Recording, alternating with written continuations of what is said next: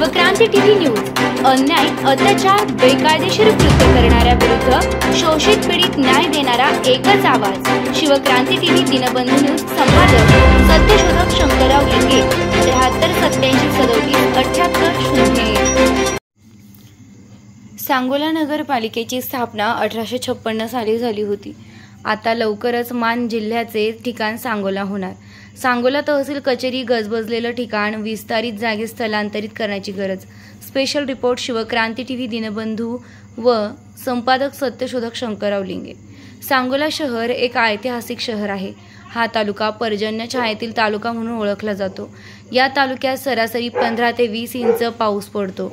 या तालुक्यातील अनेक नागरिक नोकरीच्या शोधासाठी शेजारच्या माळशिरस, सांगली, सातारा, कोल्हापूर, कराड, साखर पट्ट्यात पुणे, मुंबई, रत्नागिरी, रेडी बंदर, गोवा, सुरत, अहमदाबाद, संपूर्ण देशात शेजारच्या सारख देशात आखती देशात पडेल ते काम, हमाली दुकानातील कामगार, सफाई, धुणे भांडी, स्वयंपाक, घरकाम कामगार, गोदी कामगार, कापड गिरणी, सूतगिरणी कामगार, हेल्पर, ड्रायव्हर, क्लीनर, सोने चांदी गाळणे, भंगार गोळा करणे, सेंटरिंग बांधकाम मजुरी, दगडाच्या लोखंडाच्या खाणीमध्ये दगड फोडणे, खडी फोडणे काम करणे, ऊस तोडीला, लाकडं फोडीला, देशोधडीला गेला आहे। या तालुक्यात उद्योग व्यवसाय MIDC नाही।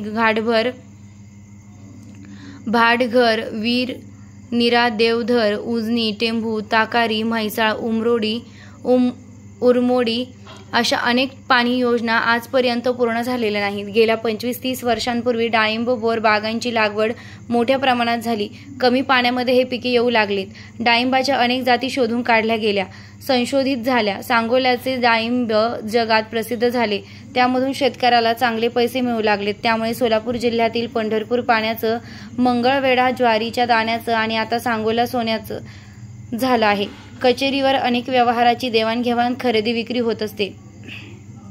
त्याच ठिकाणी पूर्वी पोलीस स्टेशन होतं, ते आता मार्केट यार्ड जवळ गेलंय। आता तलाठी कार्यालय, तहसील कार्यालय, निवडणूक कार्यालय, सेतू कार्यालय, रजिस्टर कार्यालय, सिटी सर्वे, भूमापन कार्यालय, वन विभाग कार्यालय, सामान्य प्रशासन कार्यालय, त्या अनुषंगाने व्यवसाय, चहा पाणी, हॉटेल, जेवण, खानावळ, रसवंतीगृह, कोल्ड्रिंक,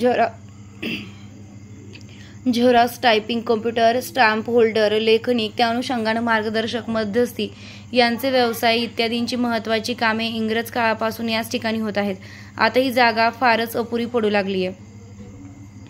रोज 1800 मोटरसायकली, 550 कारगाड्या आदी वाहने येथे पार्किंग केल्यामुळे जवळच असलेल्या सांगोला विद्यामंदिर, प्रशाला हायस्कूल, कॉलेजचे शाळेकडे जाणारी येणारी विद्यार्थ्यांची खूपच गर्दी असते। येण्या जाण्यासाठी आता रस्ता शिल्लक राहत नाही। अनेक वेळा या ठिकाणी ट्रॅफिक जाम होते। अत्यंत गजबजलेला हा परिसर आहे, म्हणून येथील कार्यालय नवीन विस्तीर्ण मोठ्या जागेमध्ये होण्याची अत्यंत गरज आहे।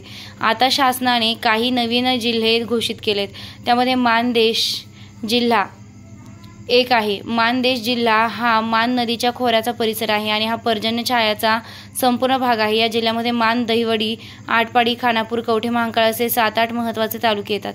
जत, सांगोला, मंगळवेढा, सांगोला हे रत्नागिरी नागपूर हायवेवर असून रेल्वे स्टेशन आणि मध्यवर्ती ठिकाण आहे। मंगळवेढा, कवठे महांकाळ, सोलापूर, सांगोला, खानापूर, आटपाडी या तालुक्यांना येण्या जाण्यासाठी सोयीचे मध्यवर्ती ठिकाण आहे। त्यामुळे स्थानिक लोकप्रतिनिधी, आमदार, खासदार यांनी जर प्रयत्न केला तर सांगोला हे जिल्ह्याचं ठिकाण होऊ शकतं। त्यामुळे भविष्याचा विचार करून सांगोल्यामध्ये असणारी डाळिंबाची आणि खिलार जनावरांची बाजारपेठ, उर्वरित राहिलेल्या पाणी योजना पूर्ण झाल्यानंतर सांगोल्याचा कायापालट होण्यास सुरुवात होईल। म्हणून सांगोल्याला जिल्ह्याचे ठिकाण घोषित करून काम चालू करावे अशी लोकप्रतिनिधींना विनंती आहे।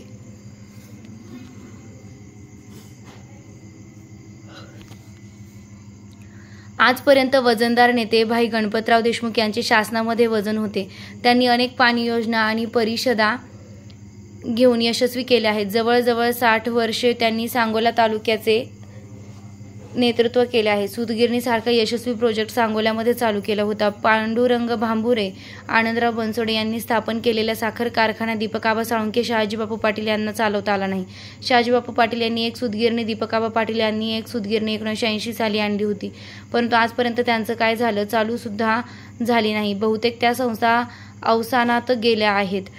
याशिवाय मोठे उद्योग सांगोला तालुक्यात आले नाही। शासनाचे धोरण होते प्रत्येक तालुक्याला एक MIDC, सांगोला तालुक्याला MIDC आली नाही। सांगोला तालुक्याचे 2 वेळा नेतृत्व आमदार शहाजीबापू पाटील यांनी केले। 1995 ला ते 92 मतांनी निवडून आले आणि काँग्रेसची सत्ता गेल्यामुळे ते विरोध पक्षात राहिले, त्यामुळे जादा काम करू शकले नाहीत असं बापू म्हणतात. आता मात्र या पंचवार्षिकमध्ये ते सत्तेमध्ये आहेत. सांगोला तालुक्यावर पूर्ण लक्ष आहे, त्यामुळे सांगोला तालुक्यामध्ये खूप पैसा आलेला आहे. सांगोला तालुक्यातील मानकोरडा, अपूर्वका, बेलवान नद्या, काही ओढे नाले यामधील वाळू संपूर्ण खरडून तस्करी झाली आहे. 60 वर्षाची कसं काढली आहे. शहाजी बापू यांचं कायम सांगोला तालुक्यावर लक्ष असतं. त्यांचे मुख्यमंत्री एकनाथरावजी शिंदे साहेब जवळचे वडिलांसारखे आहेत. महाराष्ट्रामध्ये शहाजी बापू हा एकच शिव फुले शाहू आंबेडकर विचारांचा नेता आहे. मराठा आरक्षणासाठी जरांगेंनी कितीही अट्टापट्टा केला तरी शहाजी बापूंनी त्यामध्ये लक्ष घातले नाही. तसेच सांगोला तालुक्यातील अवैध धंदे वाळू तस्करीमध्येही त्यांनी लक्ष घातले नाही. त्यामुळे कधी नव्हता एवढा पैसा सांगोला तालुक्यातील शहाजी बापू यांच्या कार्यकर्त्यांकडे आला आहे, तालुक्यामध्ये आला आहे. त्यांची आणि कार्यकर्त्यांची कडकी दूर झाली आहे. राहिला बंगला नव्हता, गाडी नव्हती, घरी कपडे किराण्याचे पुढचे वांदे होते. प्रत्येक निवडणुकीत खर्चासाठी बरीच जमीन विकली आहे असं म्हणत होते, ती परत मिळवण्याचा प्रयत्न चालू आहे. आता हे बापूंचे सर्व महत्त्वाचे प्रश्न गुवाहाटीवरून आल्यापासून सुटले आहेत, त्यामुळे सर्व सांगोला तालुक्यातील जनता खुश आहे. शेकडो कोटी रुपयांची कामाची घोषणा झालेली आहे. हे काम पूर्ण करायचं असेल तर राजेभाऊ आपणास निवडून दिले पाहिजे असं शहाजी बापूंना वाटते. 10 वर्ष आमदारकी भोगली तरी कोणत्याही ठोस काम तरुणांसाठी, रोजगार निर्मिती, शेती, उद्योग, व्यवसाय वाढीसाठी ठोस काम शहाजी बापूंच्या यांच्याकडून झालं नाही. एखादी रेल्वे गाडी गोवा गल्लीपासून दिल्लीपर्यंत चालू करता आली नाही. गोवा दिल्ली सांगोल्यावरनं कमी अंतर आहे. दररोज कोल्हापूर, नागपूर, गोंदिया, कोल्हापूर, हैदराबाद, गोवा, निजामाबाद या रेल्वे गाड्या चालू करता आल्या असत्या, परंतु शहाजी बापू म्हणतात पुन्हा निवडून द्या, राहिलेली सर्व कामं केल्याशिवाय राहणार नाही. पुन्हा सुरतला जाऊन सांगोल्याला सोन्याची मुहूर्त बनू, गुवाहाटीला जाऊ, आसामची डोंगर झाडी पाणी सांगोल्याला आणू, गोव्याला जाऊन 5 स्टार हॉटेल सांगोल्याला आणू. हे स्वप्न पूर्ण करायचं असेल तर करायचं असेल तर मलाच निवडून द्यावे. त्याचप्रमाणे 11 वेळा निवडून आलेले भाई गणपतरावजी देशमुख सध्या हयात नाहीत. त्यांचे नातू डॉक्टर बाबासाहेब देशमुख, डॉक्टर अनिकेत देशमुख हेही या निवडणुकीमध्ये उमेदवारीसाठी इच्छुक आहेत. 2019च्या निवडणुकीमध्ये अनिकेत देशमुखांना निसटता 700-800 मतांनी पराभव झाला होता. हाके यांनी 1500 मतं खाल्ली होती. आज प्राध्यापक लक्ष्मण हाके महाराष्ट्रभर ओबीसी नेते म्हणून, वडीगोद्री उपोषणकर्ते म्हणून प्रसिद्ध झालेत. तेही सांगोला तालुक्याचे सुपुत्र आहेत. त्यांनाही निवडणुकीचे वेध लागलेत. दीपक आबा साळुंके पाटील गेल्या 45 वर्षांपासून निवडणूक आली की उभं राहायचं म्हणतात. कार्यकर्त्यांची मिटिंग घेतात आणि कार्यकर्त्यांची एकच मागणी असते, आबांनी आता तरी उभे राहावे, परंतु आजपर्यंत ते कधी उभे राहिले नाहीत. विधानसभेला ते उभे राहतात की न राहतात, त्यावेळेस क्लेम करतात की न करतात त्याबद्दल शंका वाटते. कारण सत्ताधारी पक्षांमध्येच अजितदादा यांचा गट आहे आणि ते त्याच गटाचे आहेत. विद्यमान आमदार शहाजी बापू पाटील शिवसेना शिंदे गटाकडे आहेत, त्यामुळे त्यांना तिकीट मिळण्याची शक्यता फारच कमी आहे. डॉक्टर देशमुख निवडून आले तर नद्या, नाले, ओढे यामध्ये पाणी, वाळू, येड्या बाबळी सुरक्षित राहील, जनतेचे संरक्षण होईल. विकास होईल का नाही, परंतु जनता सुरक्षित राहील, सांगोला सुरक्षित राहील, पूर कधीही येणार नाही, दुष्काळाच्या झळा जास्त बसणार नाहीत, मोफत धान्य, जनावरांना चारा, पिण्याचे पाणी, रोजगार हमीचे काम कमी पडणार नाही असे जाणकारांचं मत आहे. सांगोल्याची जनता हुशार आहे, निश्चितपणे विचार करून योग्य तो उमेदवार निवडतील यात शंका नाही. दिनबंधू न्यूज शिवक्रांती TV संपादक सत्यशोधक शंकरराव लिंगे. 73877880 हा नंबर आपल्या व्हॉट्सअप ग्रुपमध्ये ॲड करा. बातमी व्हिडिओ लाईक करा, कमेंट करा, शेअर करा, बेल आयकॉन दाबा.